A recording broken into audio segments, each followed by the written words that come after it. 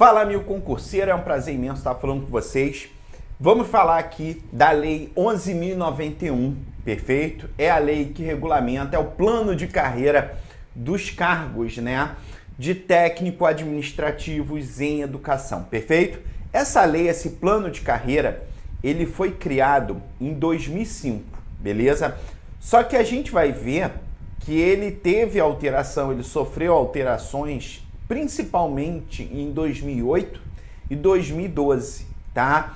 Então você tem que estar com ele atualizado, perfeito? Vamos trabalhar muito com os anexos dele, embora o anexo não caia em prova, mas para você ter uma visualização melhor, né? Obviamente você tem que observar. E aí, primeira coisa que pode vir na tua prova, porque a Lei 11.091, ela é de 2005, tá? E ela, na verdade, o que ela é? Ela é um plano de carreira, tá? Então, os servidores têm um plano de carreira. Obviamente, a gente tem a Lei 8.112, né, que é o regime jurídico único dos servidores públicos federais. Só que a gente tem a Lei do Cargo, que trata das atribuições, competências, escolaridade, né, tudo aquilo que tem que ter, né, para definir ali quando vai ter o concurso público, como é que vai ser a forma de ingresso, tá? Outro ponto importante, galera, é que você não pode dizer que essa lei pode ser aplicada para o magistério. Não. Os docentes, né, que são específicos das instituições federais, universidades, instituições de ensino, faculdade, federais, os docentes, ele tem uma legislação específica, tá? E aí pode vir na tua prova para quem é aplicada, né, essa lei. E aí você vê, ó, dispõe sobre a estruturação do plano de carreira dos cargos de técnico administrativo em educação. Primeira coisa. Mas para quem vai ser aplicado essa lei, né? Eu não entendi nada, veio uma imagem aqui. A gente tem que observar para quem que vai ser aplicado essa lei, né? Onde vai ser aplicado e para quem vai ser aplicada essa lei. E é importante você estar ligado na hora da prova, porque quando a gente fala do artigo 23 dessa lei, primeiro que, ó, se vier na tua prova, primeira coisa vai ser aplicado para os cargos de técnico administrativos, né, em educação. Isso daí, obviamente, já está no escopo da lei, né, já está ali na ementa dela. Só que nos termos do artigo 23, também é aplicado aos técnicos marítimos integrantes dos cargos das instituições federais. Então, vai botar aqui também aplicado para os técnicos marítimos, tá? Dos quadros das instituições federais. Perfeito? E aí pode estender a pergunta perguntando assim, ó, ele é aplicado para o servidor ativo? Sim. E para o inativo? E aí? E aí a gente tem que tomar cuidado. Claro que eu não vou entrar aqui no mérito previdenciário, falar de paridade aqui e tal, mas você vai falar assim, também é aplicado para o inativo. Tanto o aposentado e pensionista, nos termos do artigo 23 da lei, ele fala assim, ó, essa lei aplica-se os efeitos desta lei aos servidores aposentados, pensionistas, exceto ao que se refere ao artigo 10, que a gente vai falar, ó, já o aposentado e pensionista, ele não é possível fazer a progressão funcional, óbvio, porque ele já está aposentado. Então, vamos botar aqui, o inativo, sim, exceto progressão funcional. Obviamente, né, ele está aposentado, não há de se falar em progredir na carreira, né, porque aposentado já não está mais na carreira, tá? Então, importante a gente frisar isso daí nos termos do artigo 23. E aí, ó, fica garantido ao plano de carreira dos cargos de técnico administrativo em educação, composto pelos cargos efetivos de técnico administrativos e técnico marítimo, que trata a Lei 7.596 de 87, e pelos cargos referidos no parágrafo 5º faça parte, né, do artigo 15 desta lei. Os cargos a que se refere o caput deste artigo, vagos e ocupados, integram quadros de pessoal das instituições federais de ensino, né? O regime jurídico dos cargos do plano de carreira é instituído pela Lei 8.112, observado esta lei, né? Obviamente, o regime jurídico é a Lei 8.112, mas vamos aplicar a lei do cargo, essa lei aqui, né? Para os efeitos desta lei, são considerados instituições federais. Aqui é importante, galera, por quê? Porque já que a gente está falando que o plano de carreira aplica-se para os técnicos administrativos das instituições federais, né? Então você tem que saber o que são instituições federais, tá? Então, quem faz parte? Primeiro, os órgãos e entidades públicas vinculadas ao Ministério da Educação que tenha por atividade fim o desenvolvimento e o aperfeiçoamento do ensino, da pesquisa e extensão e que integram o Sistema Federal de Ensino. Então, ó, primeiro, órgãos e entidades públicas, né? As universidades, os institutos, não é? Eles são, por exemplo, entidades públicas. UF, Universidade Federal de Juiz de Fora, Colégio Federal Pedro II, né? E entre outros aí, eles são entidades públicas, são instituições federais de ensino, onde tenha como a sua atividade fim o ensino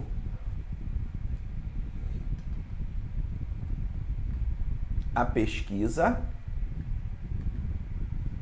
e a extensão, né? E obviamente esses órgãos e entidades públicas, eles são vinculados ao Ministério da Educação e integram o Sistema Federal de Ensino, perfeito? Então, esses servidores que trabalham na área administrativa, que não são os docentes, né? Eles são regidos por essa lei e, óbvio, a lei, regra geral, que é a Lei 8.112, que é o regime jurídico único, né? Então, o regime jurídico único, ele é aplicado para todos os servidores, não é? Já a lei do cargo específico, aí você tá aqui nessa lei, tá? Só que aqui ela é aplicada para vários cargos que compõem, né, a carreira de técnico administrativo, beleza? Continuando. Na parte de gestão, isso daqui já não cobra tanto, eu vou dar só meramente uma lida, vou dar uma passagem aqui. O artigo 3º, ele trata da organização, né, do quadro pessoal, que tem como seguintes princípios e diretrizes, tá? Então, não estou dizendo que não cobra tanto, não estou dizendo que para você não ler, não saber, né? Estou dizendo para você ler, só que obviamente não com com tanto cuidado assim, porque tem outros pontos que eu já vou falar, ó, isso daqui você tem que tomar cuidado. Então, princípios e diretrizes que tratam do plano de carreira, a natureza do processo educativo, função social e objetivos do Sistema Federal de Ensino. Gente, vamos entender. Essa carreira, ela trata exatamente sobre uma regra muito importante. Ela vai trazendo, falando assim, servidor público, ele tem que progredir na carreira pela escolaridade. Obviamente, ele está numa instituição de ensino e ele precisa desenvolver e mostrar da sua capacidade técnica através da educação, tá? Então, olha aqui, a natureza do processo educativo, função social e objetivos do Sistema Federal de Ensino, dinâmica dos processos de pesquisa, ensino, extensão e de administração e as competências específicas decorrentes, qualidade do processo de trabalho, reconhecimento do saber não instituído resultante da atuação profissional, na dinâmica de ensino, pesquisa e extensão, vinculação, planejamento estratégico, ao desenvolvimento organizacional das instituições, investidura em cada cargo condicionada à aprovação em concurso público, Obviamente, né, a gente sabe que antes de 88 até que não era obrigatório o concurso público para alguns cargos, né, não era obrigatório. Mas a partir de 88 a Constituição obrigou. Então, para ser detentor de cargo efetivo, né, dentro da carreira do técnico administrativo em educação, obviamente tem que prestar concurso público de provas ou de provas e títulos, conforme a gente vai ver. Desenvolvimento do servidor vinculados aos objetivos institucionais, tanto é que a gente vai ver que o adicional de qualificação, a atividade que ele exerce, obviamente se ele tá naquela área e fez uma faculdade, uma pós-graduação, né? Então, nesse caso, se é na atividade que ele exerce, obviamente o percentual é maior, né, do que a pessoa que não exerce, né, aquela atividade. Então, por exemplo, se o cara que faz, o servidor que faz uma faculdade de enfermagem, por exemplo, e ele está exercendo atividade administrativa, obviamente ele não vai receber o adicional de qualificação de forma direta, né? Ele vai receber menos, por quê? Porque não está ligado à atividade fim, tá? Garantia de programas de capacitação que contemple a formação específica geral, nesta incluída a educação formal. A avaliação do desempenho funcional dos servidores como processo pedagógico, realizada mediante critérios objetivos decorrentes das metas institucionais referenciada no caráter coletivo do trabalho. Oportunidade de acesso às atividades de direção, assessoramento, então, oportunidade de acesso. Logo, esses servidores, eles podem ser chefes, né? Obviamente, eles podem ocupar função de confiança, cargo em comissão, tá? Então, oportunidade de acesso no exercício de chefia, tá? Carreira, aqui que eu quero, aqui que é o cuidado.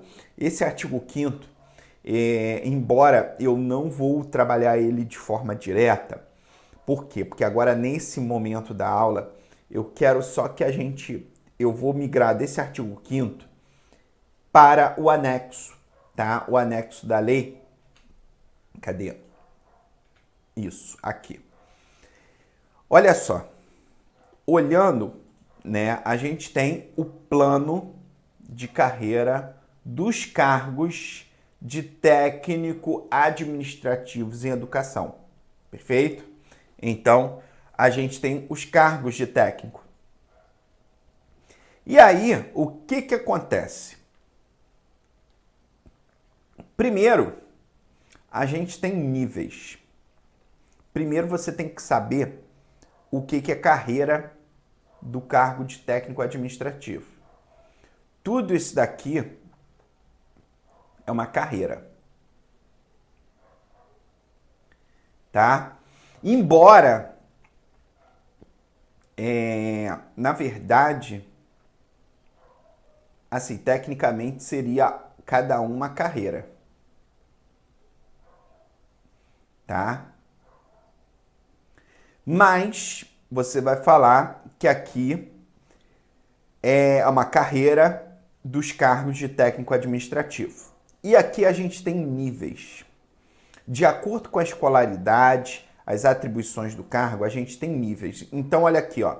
Primeiro, o que é plano de carreira, galera? Plano de carreira é o conjunto de princípios, diretrizes e normas que regulam o desenvolvimento profissional de servidores titulares de cargos que integram determinada carreira, constituindo-se instrumento de gestão do órgão ou entidade. Por isso que eu falo, vamos trabalhar pensando que A, B, C, D e E são carreiras, tá? Embora você vai utilizar a expressão níveis de classificação. Então, quando vier na tua prova níveis de classificação, eu estou falando, de certa forma, indiretamente da carreira. Por quê? Você está prestando um concurso para assistente administrativo. Estou dando um exemplo aqui. Assistente administrativo. Então, o assistente administrativo, ele é nível D. Então, tá aqui. Você não pode ir para o nível E. Aqui. Não pode. Por quê? Porque você não pode migrar para administrador. Ah, mas eu tenho faculdade de administração. Problema. Você tem que prestar um novo concurso para administrador. Então, na verdade, quando a gente fala na Lei 8.112, se você migrasse de carreira, seria ascensão. Ascensão funcional. Vamos dar um exemplo. O policial, o agente de polícia, ele não pode virar delegado, não é? Ele tem que prestar concurso para delegado, não é? Porque são carreiras distintas, não é? Aqui é o mesmo conceito. Então a gente vai ver que determinados cargos exigem o nível de classificação A, outros cargos exigem nível de classificação B, outros cargos de nível de classificação C, outros cargos D e outros cargos E. Quando a gente falar de A, B, C, D e E, a gente está falando do nível de classificação. Então, olha aqui, ó. Inciso 2. Nível de classificação. É o conjunto de cargos de mesma competência classificados a partir do requisito de escolaridade, nível de responsabilidade, conhecimentos, habilidades específicas, formação especializada, experiência, risco, esforço físico para o desempenho de suas atribuições. O nível de classificação, então, ele é o conjunto de cargos dentro da mesma, né? Ó, classificados a partir do requisito, conhecimento específico, tal, experiência, tal. Então, o nível de classificação, galera, é dentro de uma carreira. Então, aqui, ó, o D, o A, o B, o C e o D corresponde ao nível de classificação. Só que cuidado, porque a gente tem uma palavrinha muito parecida. Tanto é que o artigo 7º, ó, fala assim, os cargos do plano de carreira são organizados em 5 níveis de classificação, A, B, C, D e E, de acordo com o disposto tal do artigo 5º, inciso 2. O plano de carreira está estruturado em 5 níveis de classificação, com 4 níveis de capacitação cada. Então, ó, o plano de carreira está estruturado em 5 níveis de classificação. A, B, C, D e E. Esse é o nível de classificação, né? Corresponde ao plano de carreira. Já entramos que cada plano de carreira tem 4 níveis de capacitação, não é? Então a gente tem nível de classificação, olha aqui, ó, que problema na hora da prova, né? Nível, bota aí, ó, nível de classificação 5. A, B, C, D e E. De acordo com a escolaridade, atribuições do cargo, nível de exigência, complexidade, esforço físico, tá? Então aqui, gente, se a gente parar para pensar, aqui eu tô falando do cargo de operador de máquina, dar um exemplo aqui, deixa eu pegar aqui uns exemplos bem... Eletricista, apontador, né? Auxiliar, auxiliar tem de operacional, né? A gente tem o auxiliar de microfilmagem, a gente tem pintor, almoxerife, que é a classe C, auxiliar de enfermagem, que tem o nível médio e o profissionalizante, né? E o registro do Corém, que é classe C. A gente tem por exemplo, classe D. Deixa eu pegar um classe D aqui sem ser o assistente de administração. Temos o recreacionista, tem o técnico, né, em arquivo, técnico em edificações, técnico em eletricidade, técnico e tal. Se a gente parar para pensar, Por que o cargo de assistente de administração ele exige experiência? Por quê?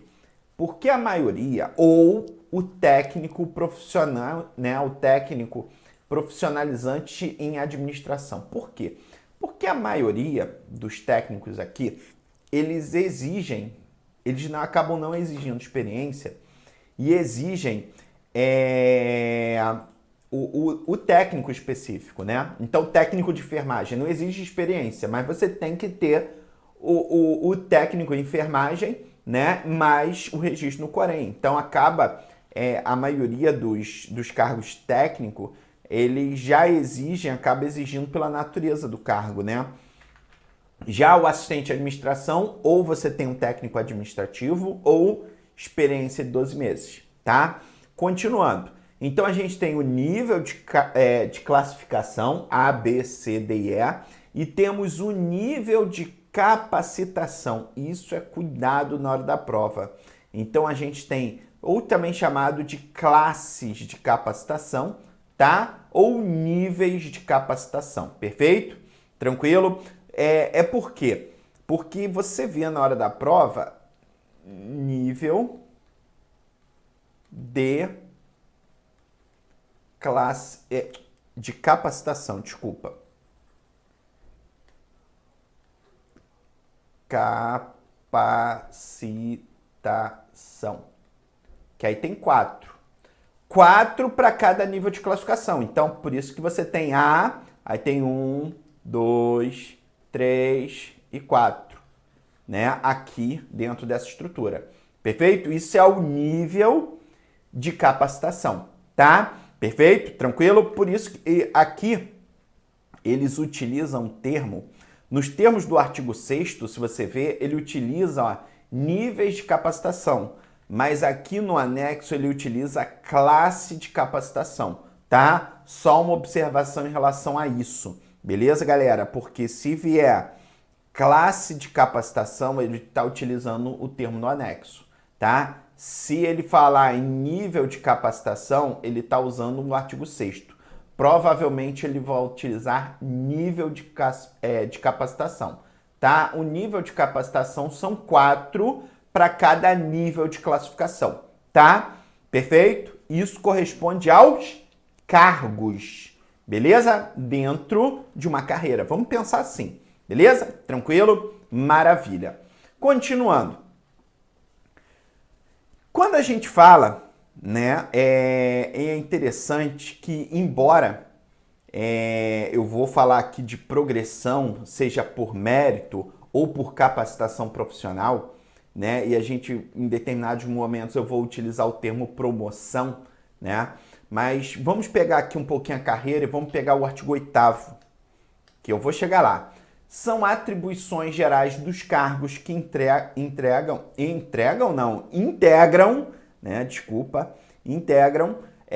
o plano de carreira sem prejuízo das atribuições específicas e observados requisitos de qualificação e competência definidos nas respectivas especificações. Planejar, organizar, executar ou avaliar as atividades inerentes ao apoio técnico-administrativo, ao ensino. Planejar, organizar, executar ou avaliar as atividades técnico-administrativas inerentes à pesquisa, à extensão nas instituições federais de ensino, executar tarefas específicas utilizando de recursos, materiais, né? Então, as atribuições gerais são exercidas de acordo com o ambiente organizacional e essas atribuições são atribuições do técnico-administrativo, né? São atribuições gerais e abstratas. Voltando aqui na carreira, o que eu quero falar? Falamos do nível de classificação, deixa eu rapidinho sair aqui da tela, né? Eu tô até fora da tela e agora que eu vi. Aqui. Falamos do nível de classificação. Falamos do nível de capacitação. E aqui é importante, tá? Posição do servidor na matriz hierárquica dos padrões de vencimento, em decorrência da capacitação profissional para o exercício das atividades do cargo realizada após o ingresso, né? Então, em decorrência da capacitação profissional para exercício das atividades. Nível de capacitação. Beleza? Maravilha. Cargo, conjunto de atribuições e responsabilidades previstas na estrutura organizacional, que são cometidas a um servidor. E padrão. Padrão de vencimento, posição do servidor na escala de vencimento da carreira, em função do nível de capacitação, cargo e nível de classificação. Volta aqui. Então, olha aqui, ó, a gente tem dentro do nível de capacitação, nós temos 16 padrões, tá? Então, são 16 padrões que a gente tem que observar. Então, você tem que lembrar que a gente tem 5 níveis de classificação, né? Volta aqui para mim, para eu fechar aqui esse bloco. A gente tem 5 níveis de classificação, 4 níveis de capacitação e 16 padrões para cada nível de capacitação. Isso é importante para a tua prova, tá? Tá entendendo? Beleza. E aí vamos continuar. O ingresso nos cargos do plano de carreira far-se-á no padrão inicial do primeiro nível de capacitação do respectivo nível de classificação. Então, quando ele ingressa por meio de concurso público, de provas ou de provas e títulos, ele vai entrar no nível inicial do nível de classificação que ele passou, né? O cargo dele, assistente de administração. Opa! Nível de classificação D. Beleza. Vai entrar no nível de capacitação 1, no padrão 1 de vencimento. Corresponderá ao vencimento de R$ 1.944,92, tá? Isso é importante você frisar na hora da prova. Toma cuidado com isso, tá? Beleza? Então, ingresso, claro, por meio de concurso público de provas ou de provas de títulos, observada a escolaridade e a experiência estabelecidas no anexo 2 desta lei, tá? E aqui eu sempre falo, né? Para experiência em assistente de administração, nível médio, mais 12 meses de experiência, ou técnico profissionalizante na área técnico-administração, tá? O concurso referido no caput deste artigo poderá ser realizado por áreas de especialização, né? Técnico de enfermagem, enfermeiro, né? Muitas das vezes eles botam auxiliar de enfermagem, técnico de enfermagem e enfermeiro. Vai ter concurso para essa área, né? É uma área de especialização, organizada em uma ou mais fases. Isso daqui é importante, que a gente tem que observar a Lei 8.112. A Lei 8.112 dá a possibilidade do concurso público ser realizado em até 2 fases. Então, pode ser realizado em mais de uma? Pode. Até 2 fases. Bem como incluir curso de formação quando dispuser o plano de desenvolvimento dos integrantes do plano de carreira. Então, poderia ter curso de formação também. 6 meses treinando para você ser avaliado, para ver se você vai ser aprovado num concurso público. É uma etapa do concurso público, né? Ter esse curso de formação. Por exemplo, o INSS, né, no concurso de 2022, ele exigiu o curso de formação, tá? O edital definirá as características de cada fase do concurso público, os requisitos de escolaridade, a formação especializada e a experiência profissional, os critérios eliminatórios e classificatórios, bem como eventuais restrições e condicionantes decorrentes do ambiente organizacional da qual serão destinadas as vagas. Perfeito? Fechamos aqui nesse bloco. No próximo bloco a gente vai falar de progressão. Aí toma cuidado que a cabeça tem que estar fresquinha. Beleza? Um forte abraço, galera, e bons estudos.